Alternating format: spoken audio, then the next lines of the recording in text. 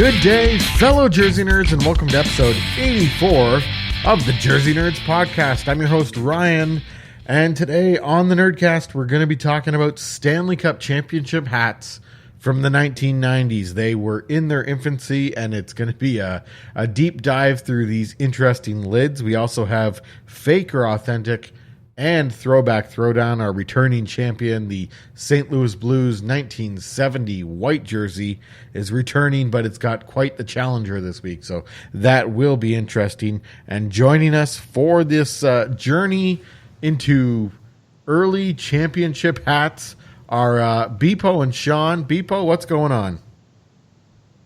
Stuart Zimmel threatened to punch Ian Bowman in the third. I mean, just recording a podcast. Ryan, how about you? Love it. That the AHL app kind of had quite the adventure this week. There is any error with the application, please uninstall. I don't think we'll there's no way we'll ever get the full... There is any error with the application, please uninstall. We're not going to get the full story as to what happened there, but I think our imaginations can come up with a better story than probably what actually happened. Actually, I was at work today, and I pulled out my phone at one point. I noticed that I got a notification from The Athletic about an article about what happened. I haven't read it yet, so I'm kind of curious as to if that actually is like the story behind it, or if it's just kind of like, speculation, explaining the situation. Yeah, speculation, exactly. Yeah, that'll be interesting. So once you read that article, report back on possibly what actually happened there, or if anyone listening has an idea what happened there, we'd love to hear about it. Also joining us is... for a new feature on the podcast, we're going to do story time. Let's read the article, How an AHL Push Notification Made a Private Work Dispute Public by Sean Shapiro. I'm just kidding. I would do that, but it's illegal because this is behind a paywall and I pay for it. Pay for your stuff, kids. I believe as long as you reference it, you can then quote it, and that's called journalism. I can probably quote it. However, I don't think I can quote the entire article and not have that considered plagiarism. No, definitely not.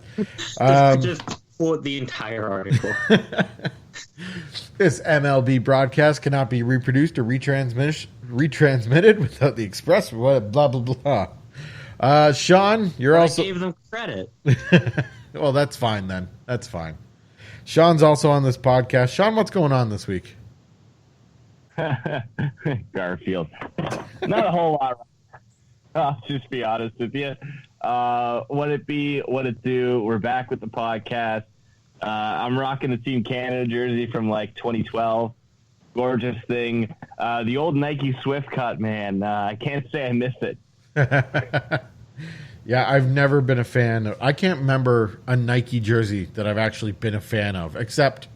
No, I can't even say I had a Leafs jersey because Nike did the Leafs jerseys for maybe a year or two, but I never owned one during that time. So, can't say I'm ever been a fan of any Nike hockey jersey. So, we already touched on a crazy week with Beepo as far as the AHL app, but it really felt like... What do I have to do with the AHL app? Well, no, we already touched on it already, but you're the one... I thought you meant like my week, and I'm like, what do I have to do with that? Oh, when we were chatting previously, you were the one who brought to our attention the fact that something hilarious was going on with the AHL app, but even before that, it really felt like this podcast... was not going to get recorded. It's been quite the adventure just to try and get together to record this podcast, and that's why it's coming out later in the week. But we're bringing back some what was that, episode 82 vibes when we had all of the technical difficulties. I think we've had literally any technical difficulty that could have happened. It happened. That's been the past 4 episodes. So, but yeah, 82 was that was a landmark episode for technical difficulties. But the past 2 weeks, we've been off mainly because I've been out in British Columbia for work, and that was ridiculous. That was just ridiculous. But the big part, or the most intriguing thing that happened during my trip, I thought I would be able to have access to a lot of Canucks gear, namely the new jerseys, but that didn't turn out to be. I wasn't necessarily in Vancouver. I was everywhere but Vancouver. But the biggest thing was I had to get to Victoria, which is on Vancouver Island. So I flew into Vancouver, and then it's this little 10-minute flight over a little bit more west to Victoria. And I'm on this, 50-seater plane. You can see the propellers out the window. And we're coming into Victoria. We're landing. Everything seems fine. And it seemed like the plane was pretty much on the runway. We just hadn't felt the tires touch. And then all of a sudden, boom, we shoot right back up into the air. It was an aborted landing. And then we circled around the airport again and landed 5 minutes later. They told us it was a crosswind or something that didn't allow us to land properly. But I thought I would be more scared than I actually was. But it was fine. You're kind of like, okay, the pilot is a professional. He should know what he's doing. This is fine. Everything's fine. We didn't almost just die there. So that was the first time I've ever been involved in an aborted landing on an airplane. That was quite the adventure. Have you guys ever? What's the scariest thing you've ever had on an airplane? Or you guys had some pretty standard flights? I have never been on an airplane. Not yet, Beepo. Your day is coming. Hang in there. My mom does not like flying, so therefore we have never done so. Fair enough. And I have never had the opportunity to do so on my own, so I have never done so. Are you against flying, or it's just circumstances? I have never tried it. It's circumstances. If I try it and I hate it, then I'll be against flying. I can't knock it till you try it, I guess, right? Yeah, exactly. Sean, scariest thing on an airplane? Snakes.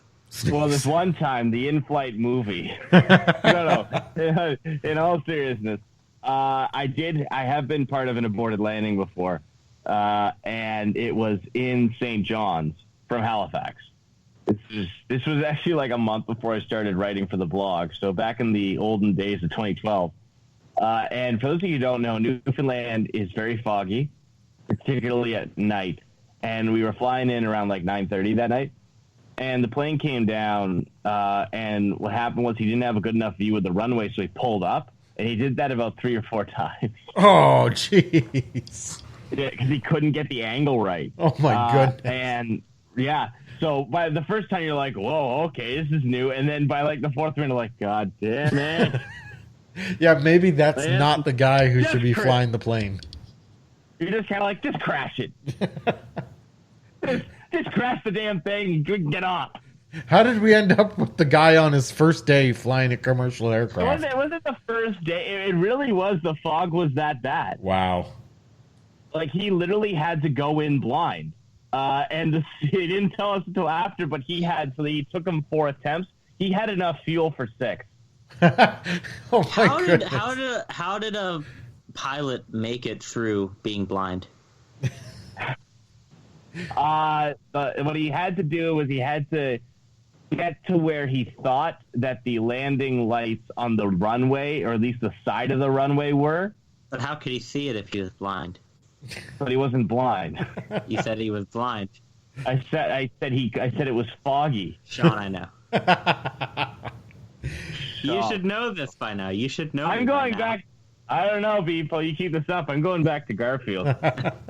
Sean, by the way, Sean's interest level in this podcast is at about 50% right now, and the other 50% is solely focused on looks like a 3-part Garfield comic that he has in front of him. It's this Garfield Fat 3-Cat Pack. Fuck. Garfield Fat Cat 3-Pack. It's the first 3 books. It's the first 3 books of the Garfield. Trilogy. No. Franchise. Franchise, exactly. And in this one, Garfield's getting a little too fat. It's all that lasagna. Is this why you messaged us on the chat so late whenever we were trying to get people to record? And like 5 minutes after Ryan had shut down your computer, like, I'm here. Yeah, you guys just picture me like, oh, Garfield, what hijinks will you get into next? Oh, crap, the podcast. Sean hasn't actually reviewed any of the championship hats. He can go in depth on Garfield though. I can tell you what Garfield was up to in 1978. Okay, guys, here's an idea. I'm going to slightly spoil the next podcast, if anybody understands what I'm saying. But the next podcast is already scheduled as the Dad Cast, okay? So, after that one, the Garfield Cast. What? Is there enough Garfield content to fill a podcast? Yeah, there's like, so when I went Readers, submit your Garfield jersey concepts. I don't know. And I guess we'll do the meme review, except it's jersey concepts. I guess we're talking about Garfield now, but yeah. So when I was at the bookstore and I saw that they had this, because I greatly appreciate Garfield's sense of non-humor, and they were like these three. They sell the old style comics in 3-part like big books that are like 400 pages, and you get them for like $18. And there's like 18 volumes of these 3-packs. You do the math. That's too much Garfield. Like, I didn't even know Garfield was still relevant. There's got to be a section of people who are listening right now going, I don't know what Garfield is. I literally doesn't know what Garfield is. How do you know what Monday is and not know what Garfield is? Oh, I God. love Monday. You know why I love Mondays? Why? Back on the work site, no more nagging wife. Okay, I'm gonna have. If you guys want to see some Garfield, go on Reddit r/I'm sorry, John. No, that put it away. I'm gonna literally have to put an end to all this Garfield and aviation chatter, and I think it's time to get into the championship hats. Real quick, let me change the subject real quick. It's a little bit late, but can we drop an F in the chat for hockeyjerseyconcepts.com, which has since been renamed? F. I don't even use Reddit. I don't know what you're talking about. People, don't tell people. I literally have no clue what you're talking about. I'm you know what? I'm gonna slowly put you guys on mute so no one can hear you, and now I'm gonna play the theme so we can get into the championship hats.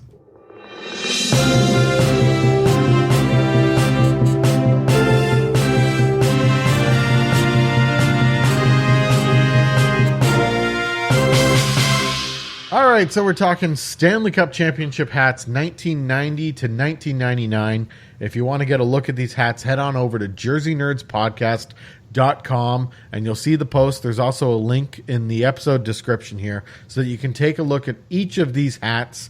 We're not going to go through them one by one. We'll do our top 3 and definitely our bottom 3 because there's lots of candidates for bottom 3 here, but I will go over quickly the winners. 1990, Edmonton took out Boston in 5. Then Pittsburgh took out the North Stars in 6. In 92, the Penguins won again, sweeping Chicago. I like those two. There, I knew you would, Beepo. 93, Montreal took out Gretzky and the Kings in 5. Should have been the Leafs, but that's okay. 94, the Rangers took out Vancouver in 7. And then 95 to 98, we had 4 straight years of sweeps. New Jersey over Detroit, then Colorado over Florida, and then Detroit with back-to-back wins over Philadelphia, and then Washington in 1998. And then 1999, we had the foot in the crease, Brett Hall, the Dallas Stars over the Buffalo Sabres in 6 games. And by 99, they kind of had an idea where they wanted to go with Stanley Cup championship hats. But if you look at the 1990 hat, let's start at 19. We might as well go through one by one because what else? We got to touch on some of these hats. But this is one of the original Stanley Cup championship hats, the 1990 hat. There may have been an 88 hat when the Oilers beat the Bruins. There may have been an 89 hat, but it was just kind of something that they had, not necessarily a big merchandise item.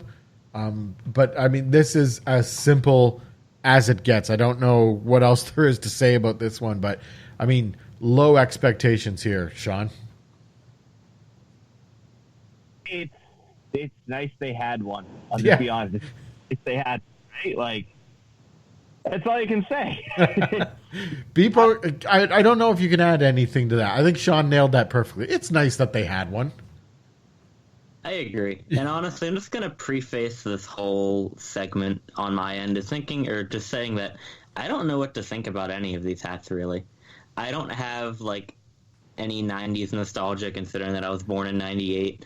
So they all just look dated to me, honestly. Yeah, and I don't know what to think about any of them now. Some of them are I'm trying just to decipher my brain right now. Some of them are just kind of like they just made it because, I think we're supposed to make hats. And then you get to about the first third of the decade and you start to see design starting to develop, but they're all still very 90s. Let's go to Pittsburgh's 91 hat. And I mean, there's some sort of attempt at design here with the font, but it's like Beepo mentioned, as expected as well. It's very dated. There's really not much going on here. So this is more of a boring piece, I find. But, I mean, again, expectations should be tempered, Sean. It's a dad hat. I'll just be honest. Yes.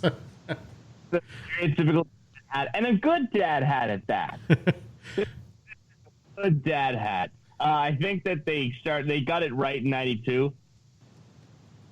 But in 91, it was like Stanley Cup, champions, Penguins.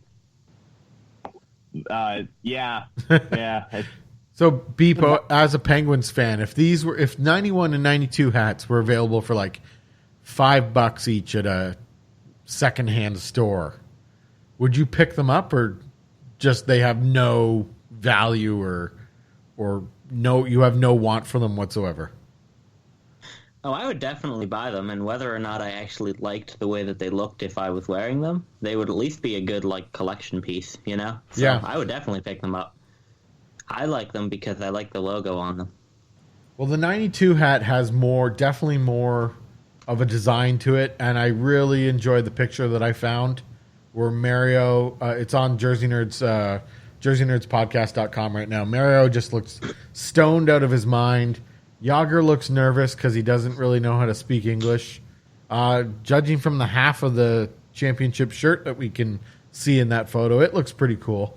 But the hat design actually has some design to it. But again, it just seems like a cheap promo hat, and someone's kind of taken a patch and stuck it on there. It would definitely be better as a black hat. But again, expectations need to be lowered until we start hitting about 94, and then you can really expect to see a design type hat. I'm surprised that you picked 94 as the year that expectations should go up. Just a little bit. Nothing. What year would you say that they are really trying to make a marketable item that people would purchase? Probably 95, because 94 is the Rangers logo on the side of a hat with plain Stanley Cup champions text on the front, at least from what I see with this picture here. Yeah, that was it. I mean, but there's still a design there. I mean, it's still attempting to be a fashion piece. The quote?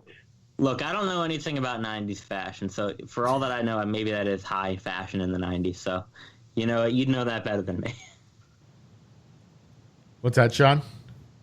That is high fashion. 95 are garbage. The 95 one was the one that really clued me into the fact. They stuck in a Canadian and American flag. I'm like, come on, this looks like a knockoff. By the way, I wasn't saying I liked the 95 design, but there's a design there, at least more than just plain text. There's plain text and a couple of flags, I guess. Oh, not 96. Well, actually, no. It's not plain text. It's warped text. 96 is where it's at. When we get to our top list, my 96 is the top of the pile for me. Yeah, ditto. And that was Colorado's hat, and it's simple. It could, with some tweaks, you could adapt it to today's style hats. We've kind of brushed over the 93 hat, but again, it's fairly simple. It was a black hat, big Canadians logo on the front, said Stanley Cup champions on it. I mean, it's a pretty simple kind of pieced together hat there. So nothing. It wasn't terrible, but it wasn't exceptional. And then, as I mentioned, now we get into 94 when the Rangers won. And for everybody who responded on Twitter, this seemed to be the hat that really struck a chord with people. At Flyers fans in DC on Twitter told me that 94 Rangers one is pretty iconic, simple, bold design. But he also said the Avs and Stars ones are nightmares. There were a couple people. Artslinger CA, cannot wait. Got to be the 94 Rangers hat. When Mess gets the cup from Bettman.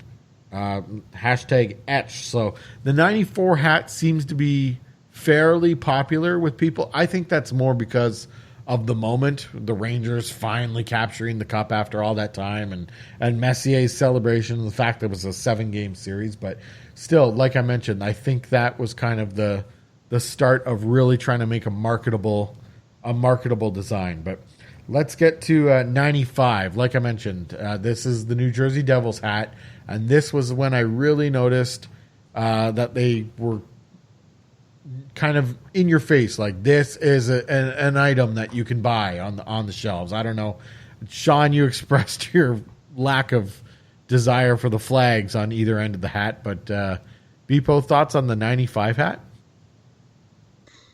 You know, I didn't know that New Jersey was in the United States and Canada at the same time. That's very impressive for New Jersey. It could have gone either way. You had to keep your options open. I don't really understand what the Canadian flag is. Is it just like we have Canadian players on our team, just like every other NHL team? Because that's how it works. Well, again, the designs were in their infancy, right? So it was designed as a blank template. And like, oh, any team could be here. It could be a Canadian team. It could be an American team. Now, see, here's my solution to that.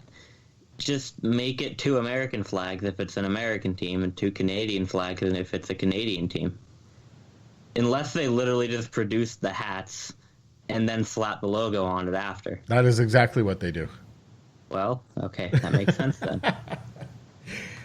Moving on to my favorite, I think, Sean, you said 96 was one of your favorites as well here?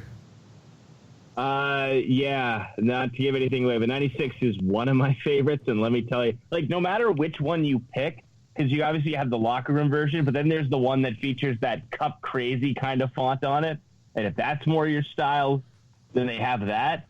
Oh, I never even saw that one. I will get something for the post. Yeah, that'd be good. Because it is incredible. And to top it off, I mean, so just to answer any questions about how many Canadian teams would have had a shot at winning the 95 Stanley Cup, the answer is 3, because only 3 of the 8 Canadian teams made the playoffs that year. Well, technically, wouldn't it be 8, because all 8 teams have a chance when the season begins? That's right, and it was a lockout-shortened season. But Calgary, Toronto, and Quebec all made the playoffs. They were all out in the first round. Yeah, so Quebec was... No, it would be a 50-50 chance of a Canadian team winning the Cup. It either happens or it doesn't. Thanks, Beepo. Beepo, you bring such enlightenment to our podcast. Thank you. You're welcome. So there we go. So this is the Cup Crazy 96 Stanley Cup champions thing right here. I just put it. So we'll get this. Okay, we'll get a Cup Crazy. Did you put it on the readers only feeds, Sean? we'll get this image because it's there's always alternate hats, right? There's the locker room hat, like Sean mentioned, and Sean's just brought to light this very 90s Stanley Cup champions hat for the Avalanche, and the word Stanley has about 4 different font sizes in it, and nothing aligns.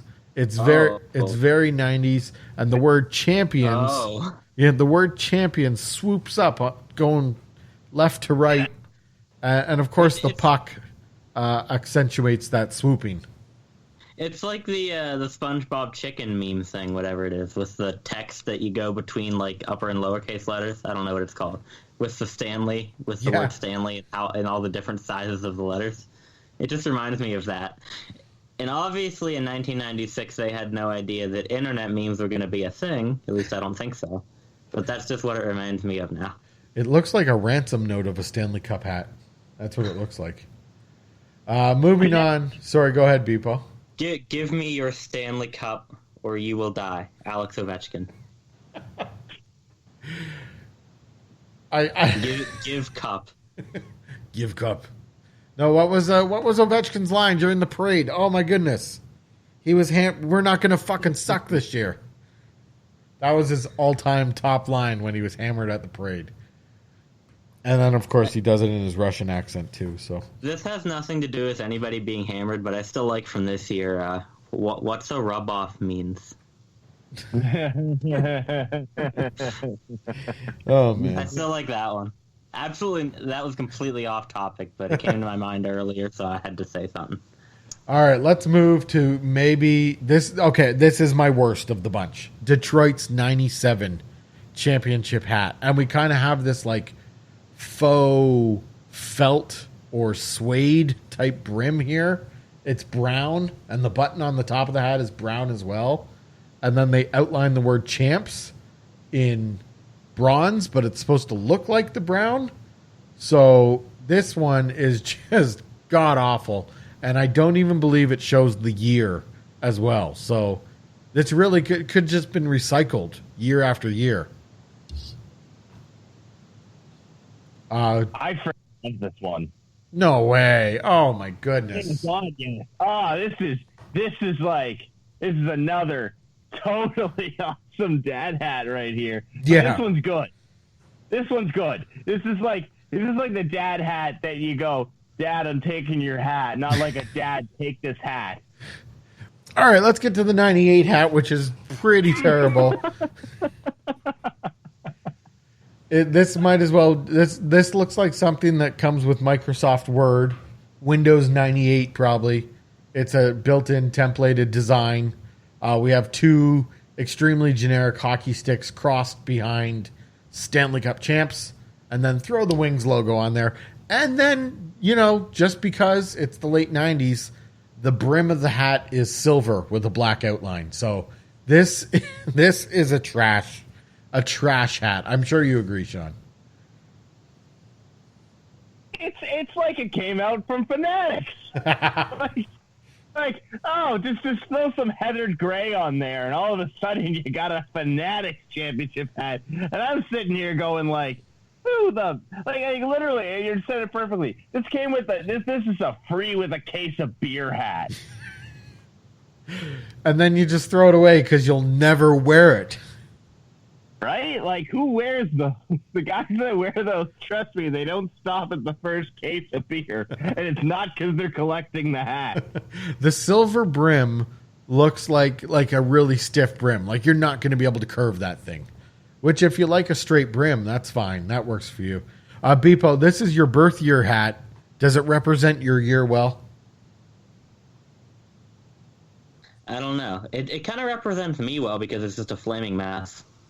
But I'm not really... I mean, considering that my generation kind of has a thing for self-deprecating jokes and whatnot, I feel like it kind of does represent my generation well and my birth year well.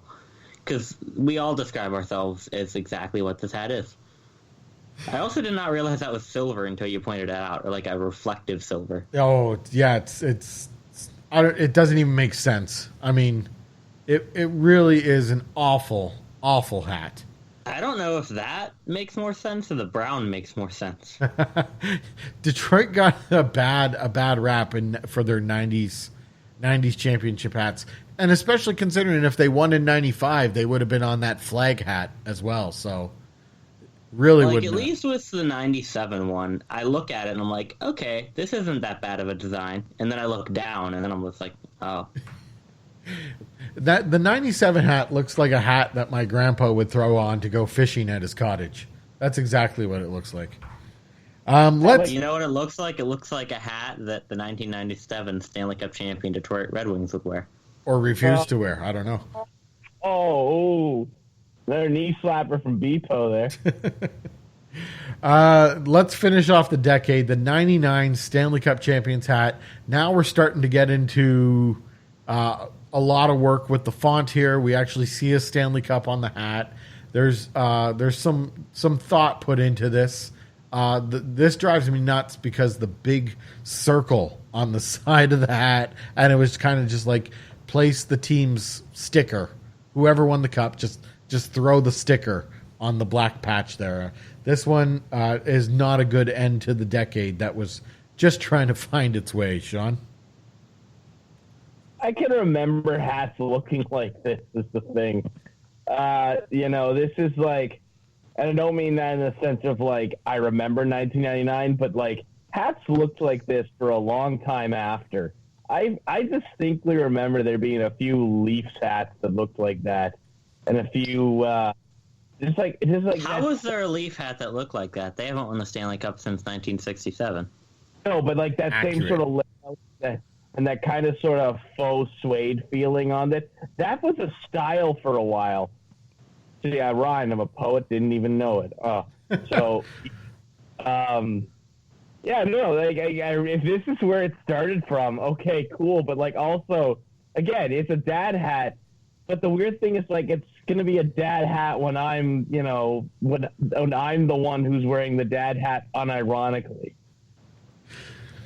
All right, so that's your basic rundown there of 90s championship hats. We do have a bottom 3 list and a top 3 list, but you know what? The bottom 3 list is probably going to be more entertaining than the top 3 list. So let's go through our top 3 lists first and finish it off strong on bottom 3. So for my top 3, I have number 3, the 94 Rangers hat.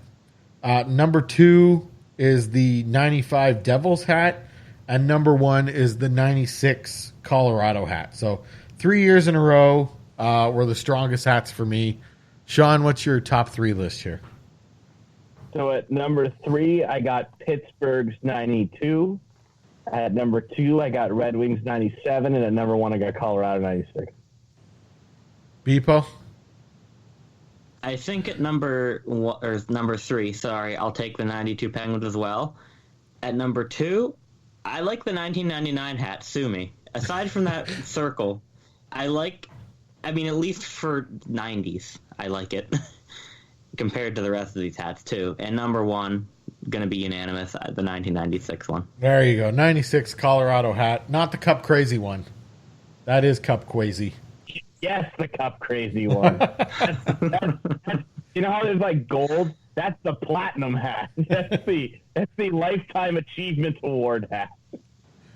All right, let's do our bottom 3 list. This is going to be tremendous. All started off in my bottom 3, number 3 or whatever, number 8, whatever you want to call it. But number 3 on my bottom 3 list is the 91 Pittsburgh hat. It's very boring, very bland, nothing special about it. But Detroit's 98 hat is kind of right there with it. So I don't know, kind of flip-flop between the two. Number 2, Edmonton's 1990 hat. This thing is ridiculous. You want to talk about this? That one looked like a free hat in a case of beer in 1990. That one was awful. And then my worst hat of the 90s is Detroit's 97 faux suede brim hat. That's just god awful. And it had the same type of material in the back for the snapper. It wasn't even a snap. It was probably a clasp that just opened up. That was the style at the time. Velcro. I don't even know if it was Velcro. They used to have these. It was just like a fake leather strap and then a clasp that you lifted up and then you pulled the strap however tight you wanted. And if it wasn't a good clasp, your hat would get gradually looser over the day. I have some of those, but they aren't like leather. Oh, but at least I think. Wait, is that what it is? I don't know. Based on the design, the ones I'm thinking of. Based on the 97 hat, I bet you it was probably leather. Sean, your bottom 3 list. Okay, at number 3, I'm putting Penguins 91. But it's charming, but it's still bottom 3. At number 2, I'm going to have to throw Montreal's in there. I think considering the step up between 93 and 94, 92 and 93 was a definite downgrade. And then at number 1, obviously it's 98. This is the only one I don't like. And again, because it feels like a Fanatics hat. Okay, and Beepo, your bottom 3 list. At number 3, again, sue me, but I'm going 1994. This one's just too plain for me. I don't understand the appeal of it. Like, if you look at it from the front, it just says Stanley Cup champions. Okay, what year? What team? It's not even in the team colors; it's in NHL colors. Like, honestly, if you saw it, you might think it was the Flyers. And granted, if you know anything about hockey, you'd know it wasn't the Flyers in '94. But if you didn't know anything about hockey, maybe you'd think that, as long as you knew the team colors. I don't like this one enough. If there's just not enough to it. At number 2, I think I'm going to put 1997 because, like I said, I like the design of it until you get to the brim. The brown just doesn't make any sense. And at number 1, 1998. Yeah. Yikes. Detroit had a bad... Can you imagine... Okay, imagine this. What if Washington won in 98 and you got the old Eagle logo on that hat? That looked fantastic. And then you have the bronze stars in the logo clashing with the silver brim of the hat. And then picture the year before, 97, and what if Philadelphia beats Detroit that year? And you have all-time tough goalie Ron Hextall throwing on the faux suede hat. It doesn't suit. It just doesn't seem... I don't even remember in 97 Detroit... I'm sure some Detroit players threw the hat on, but I can remember almost all of these hats being worn at some point during the celebration. But that 97 hat, I definitely don't remember anybody wearing it. Not to say nobody did, but it is not a memorable hat at all. So the 1998 Detroit Red Wings Stanley Cup champions hat threatened to punch Ian Bowman in the throat. Because it's owed some money. All right, it is now time to get into fake or authentic. Fake or authentic. Fake or authentic, this is where I come up with 3 statements, and it's up to our host to determine whether or not those statements are fake or authentic, just like the jerseys you see around NHL arenas. Here we go. Fake or authentic. Number 1. The Oilers' home Adidas jersey is a better orange jersey than their orange alternate Reebok jersey. Sean, fake or authentic? There is a time I would have said this was completely fake. Don't ask such a stupid thing. But now I'm going to actually say it's authentic. This jersey's grown on me a lot. Definitely. That's why that's an authentic statement for me. Beepo, fake or authentic? The Adidas orange jersey is better than the Reebok one. I'm going to say authentic, but it's a close one, and it wins out because of the colors. I like the new shade of orange that they have, and I think that the navy blue suits it really well as a secondary color. I would not want to see the navy blue as their primary color, and I'm glad they stuck away from that. But I like the design overall of the Reebok version better. But it's just the colors that take it over the edge for me with Adidas. All right, good stuff there. Fake or authentic, number 2. Keep in mind, we're considering a full-time job with this fake or authentic. So keep that in mind, not necessarily related to a part-time job. Fake or authentic, I'm in favor of a 4-day work week with each workday being 10 hours. So a 4-day work week of 10-hour days. Sean, fake or authentic? Oh, fake. Absolutely fake. I'm sorry. I can't take... Yeah, hold on a minute. It does add up.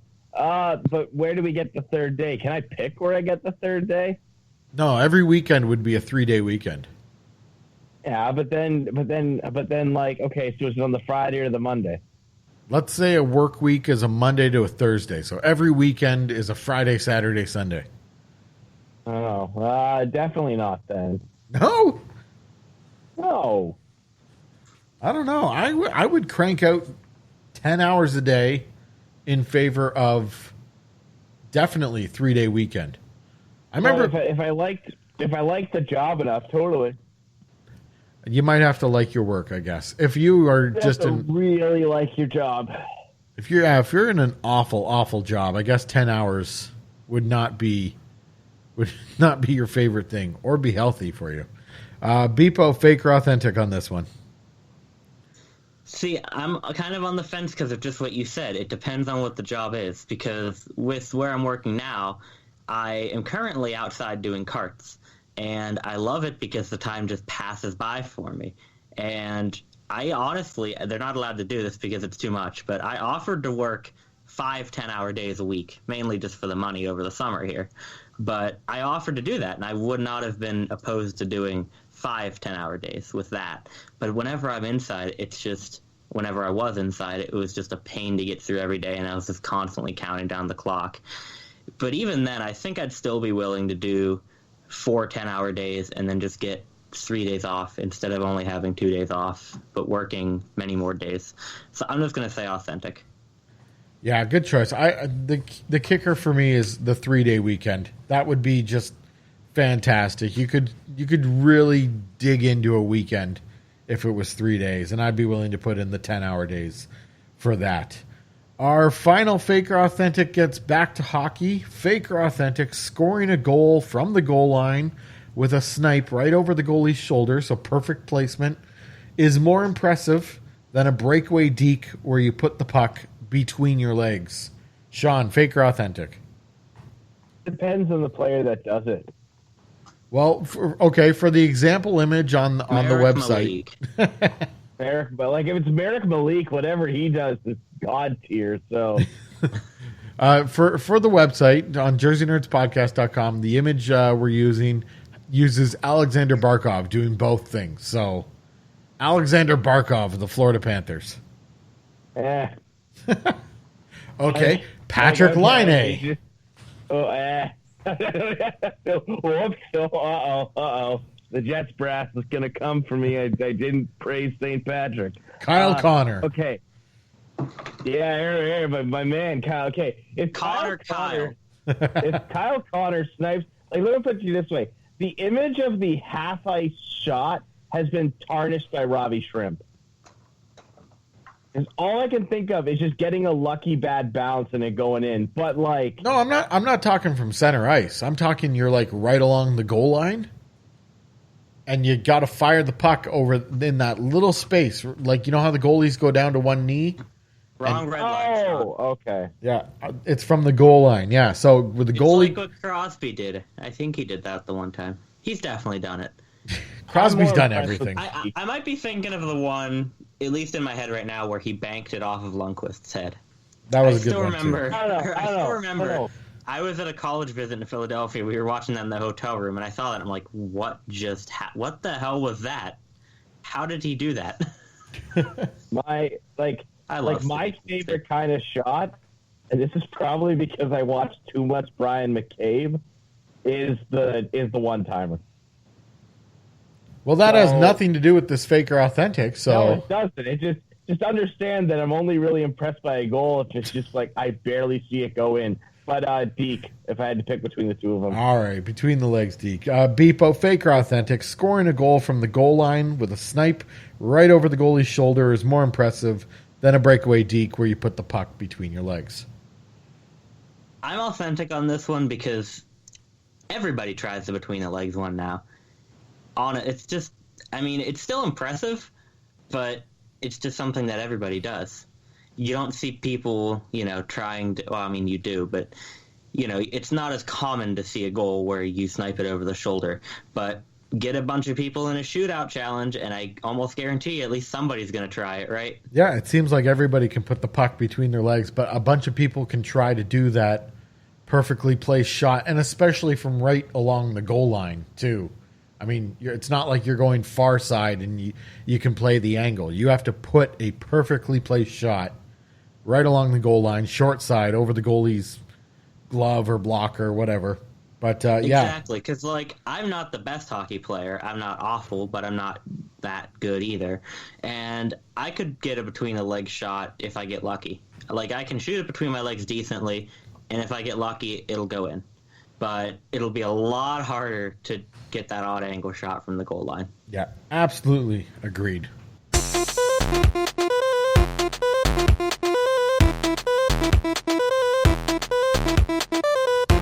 It's now time for Throwback Throwdown, and coming back this week again is our defending champion for Throwback Throwdown, the 1970 St. Louis Blues white jersey, returning.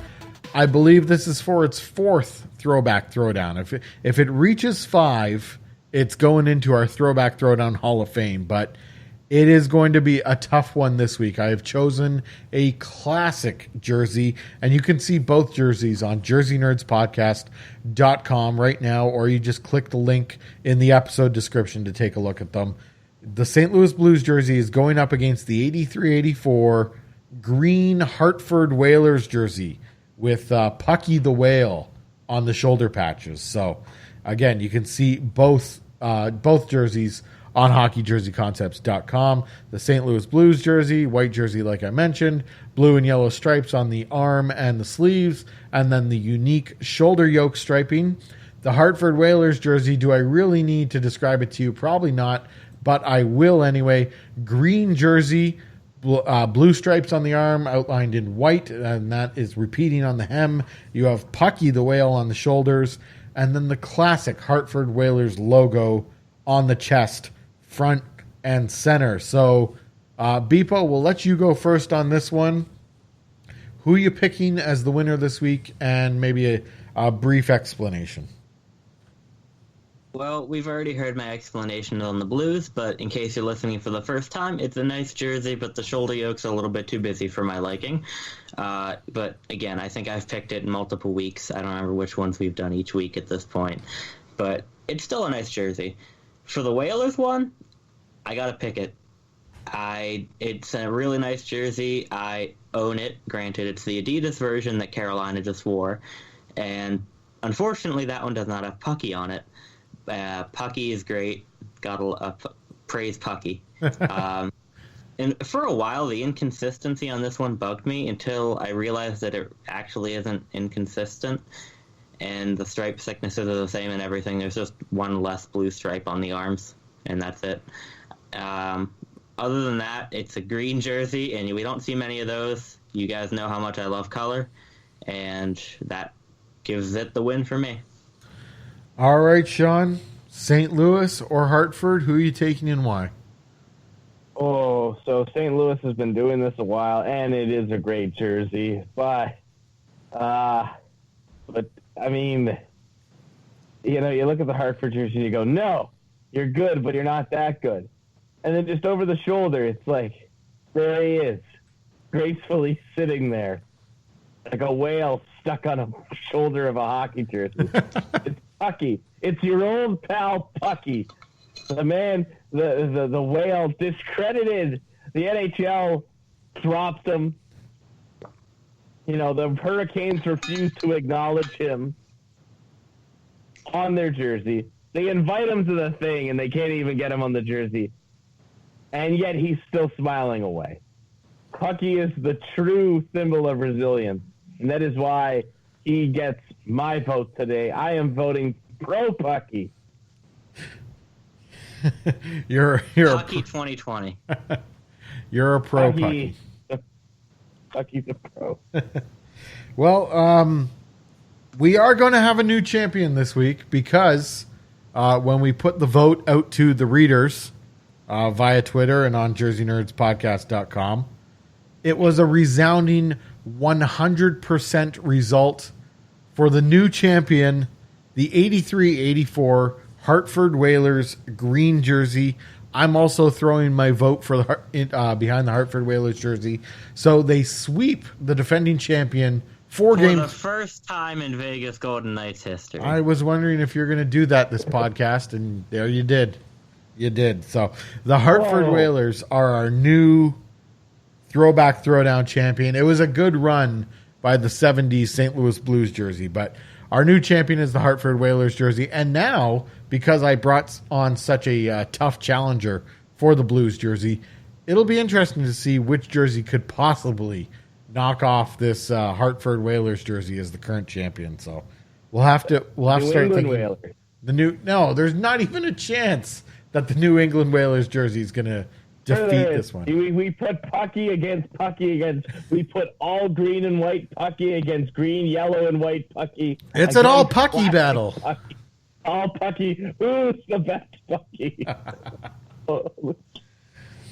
So, like I mentioned, Hartford wins 4-0, and they will be back next episode to defend their crown, their belt, their championship against possibly the New England Whalers for an all pucky battle. We'll see. We'll see how that goes. I like that though. All pucky all the time.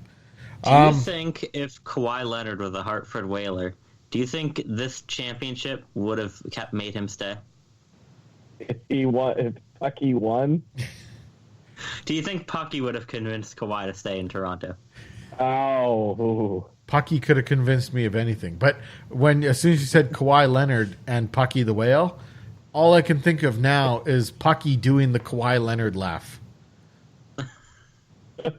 If you look at the Pucky logo and his little smile, and I could see his speech bubble coming out of his mouth, that is the Kawhi Leonard laugh. What it do, baby? Do you think Pucky is a fun guy? Pucky is definitely a fun guy. He's the original fun guy. Do you think Pucky likes apples? Maybe. Pucky likes fish sticks. Apple time. Apple time. I know Pucky likes krill. No? Whale humor. Sorry, guys. Might have been a little over your head. There we go. Apple time. Apple time. Apple time. Pizza time. All right. So be sure to follow us on Twitter at Jersey Nerds Pod, or check out the website anytime, jerseynerdspodcast.com. That is all we have for you this week.